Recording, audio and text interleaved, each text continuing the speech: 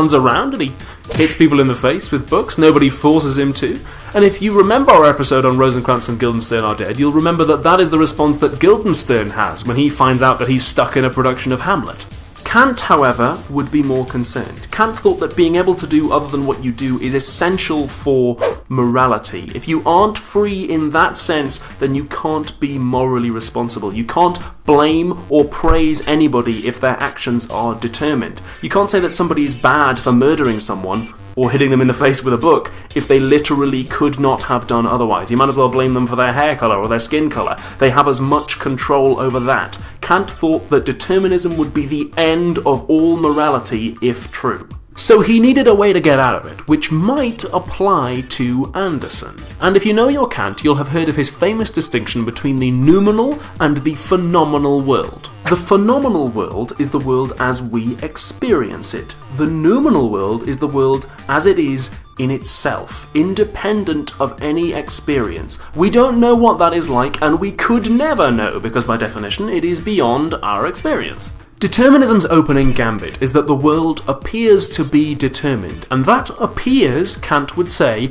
means we are talking about the phenomenal world. The noumenal world might be determined, but we don't know, and we could never know, and that possibility of freedom, that possibility that we might be able to do other than what we actually do, even though we could never know it, Kant would say is close enough. It's close enough for rock and roll, close enough for us to say no to determinism, and close enough for us to have moral responsibility. So since we don't really find out what's going on with Anderson in the film, maybe he is free in the sense that he could do otherwise.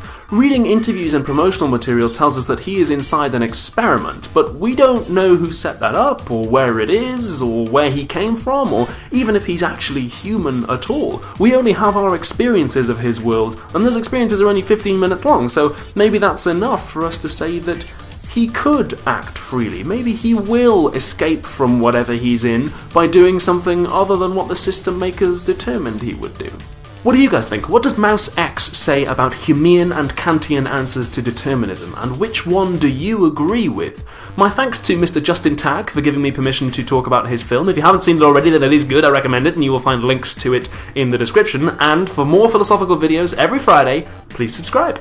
This episode was sponsored by Rich Clark, DJ, Looking Glass Universe, a bunch of other people whose names are in the description, and one other person who asked to remain anonymous, but you know exactly who you are, and you are bloody lovely. So thank you to everyone who sponsored the show, thank you so much, and if you'd like to sponsor the show, you can find out how in the description.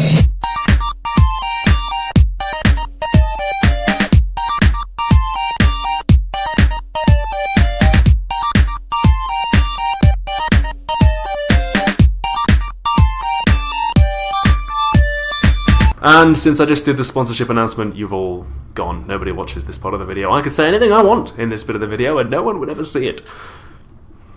Chocolate cake. If you're watching this part of the show, comment ibble bibble bibble. Now I have the script here. I have the script in my hand when I film the videos. I had to wear a collared shirt for this video because I've got hickeys.